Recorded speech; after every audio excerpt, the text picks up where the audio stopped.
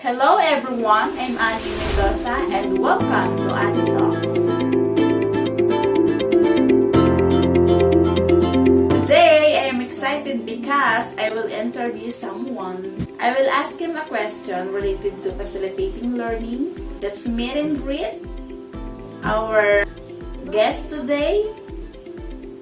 Welcome, Sir YAJIE M. Motel.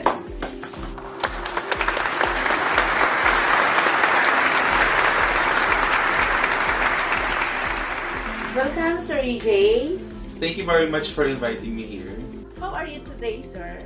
As of now, I feel a little bit nervous, but I'm ready to face the audience at the same time to talk to you right now. For everybody's information, he is an English teacher from Roque National High School. So, welcome to my show. We'll start the interview with the first question is, Okay. what makes a teacher facilitator of learning? Okay. So that question seems to be hard, but talking about facilitator of learning, as you'll never say facilitator, the teacher is just facilitating the teaching and learning process in the classroom or in the four corners of the classroom. And here, the teacher is not actually confined with the traditional way of teaching. Instead, he or she is adapting the new techniques. They are the ones assisting and guiding the students to learn. They are not doing the spoon-feeding process. Say spoon-feeding process, that is the traditional way. The teacher is just talking and then teaching in front.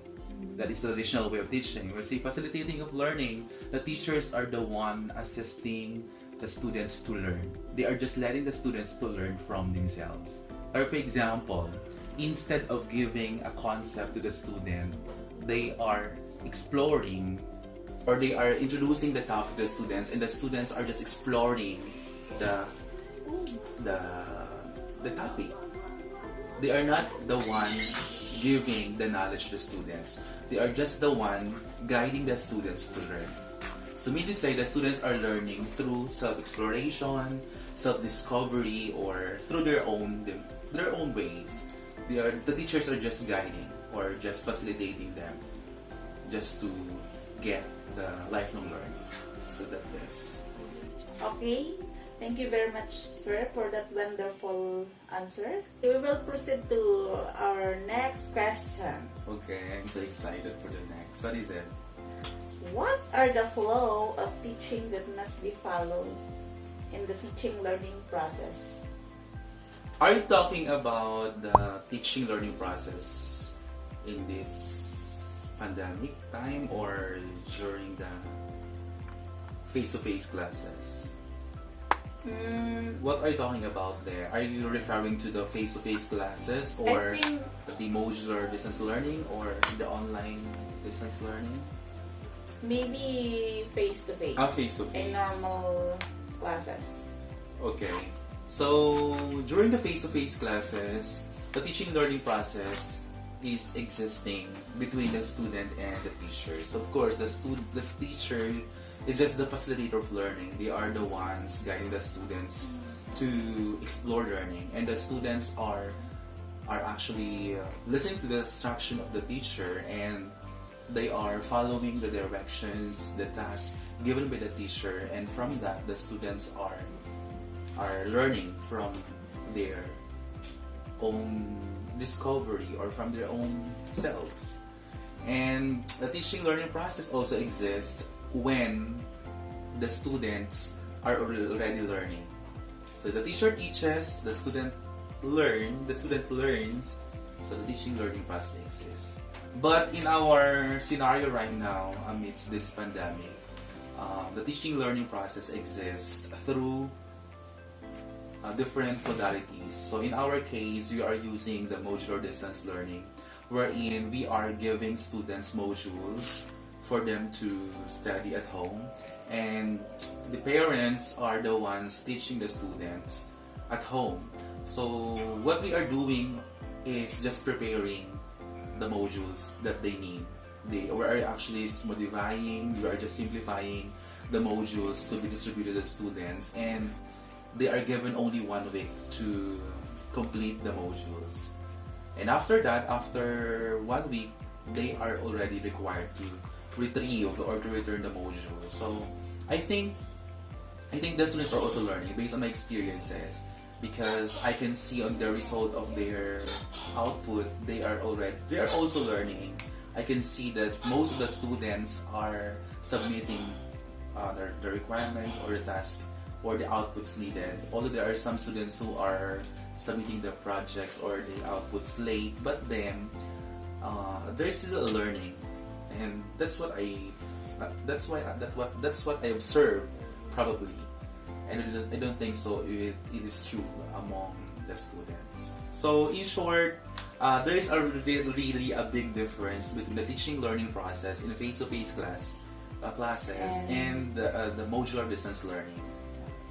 Why? Because of course everything is changing, and there is actually a big difference in terms of the results or the learning of the students. For the face-to-face, the students are really guided, well facilitated. They are well trained, well taught. Compared to the modular distance learning, there is a less assurance that students are really learning. So that's what I am actually manifest on the two. Okay, thank you very much for your answer. I'm so happy to hear those things. I hope I can use those things in the future. Okay, so I can actually assure you that as a student, you can also apply those learnings for your upcoming teaching career. Okay, so let's proceed now to our last question. Okay. How do you define a 21st century teacher? Okay, thank you very much for that question. Well, for me, 21st century teacher is a modern day teacher. The teacher who is already aware of the new trends now. The teacher who is capable of using the product of the technology.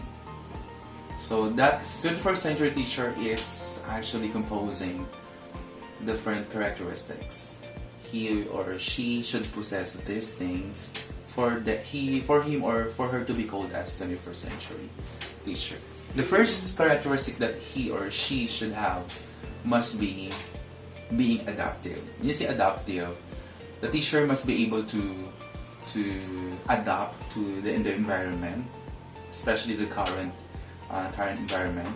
The teacher should be able to engage herself or himself to the new trends or to the latest techniques to be used in the teaching learning process.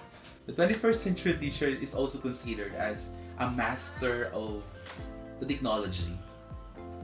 So you say technology, of course, we are using the products that are said to be the outputs of technology, like for example, the gadgets, laptops, and other technological advances. Okay, for example, in the teaching learning process, the teacher is using PowerPoint presentation in teaching the student. So instead of using the blackboard, he or she is using television, PowerPoint presentation to introduce his or her topic. And he is also doing some activities that use technology. So instead of using chalk, probably they are using remote control, like for example, for the PowerPoint presentation. And the last one for me, 21st century teacher should be also a lifelong learner. A learner, of course, in terms of they are still continuing their study. I mean, they do not stop studying. Instead, they pursue their education. They pursue achieving or having higher education just to develop themselves. They are not just contented with what they have or what they know. Instead, they continue studying because they learn also from what they are doing. Since they are promoting lifelong learner, so the teacher must be also a lifelong teacher who continues to learn, who continues to teach. And the last one, the teacher must also be collaborative. Say collaborative, he or she must be willing to talk with different students with different personalities. He or she should be willing to accept everybody's differences and multiple intelligences. So through collaboration, the teacher could be able to understand the situation or the life of each student. He can empathize and also sympathize. But the best thing here is the teacher can be able to know the real story behind the life of his or her student. So from that, he can be able to understand their students' attitudes or characteristics for everything that is he or she doing. So that's it. So in short, 21st century teacher is kinda challenging, but if you are willing to be like that, then you're going to do your best foot forward just to be a 21st century teacher. So but for me, I can actually conclude that I myself can be considered as a 21st century teacher because I possess those things. Okay, thank you very much, Sir AJ, for your time and effort. I learned a lot from you. Thank you very much also for giving me an opportunity to be here. You know, it's really a mind-blowing interview, but I hope I can help or I was able to help you. Well, I'm so happy to talk to you right now. And as I said, I learned a lot. Then, thank you very much. I hope everyone is enjoying our discussion today with Sir EJ Emoten. Thank you for watching and God bless you. See you to our next episode. Once again, I'm Annie Mendoza. And this is Annie Talks. Annie Talks.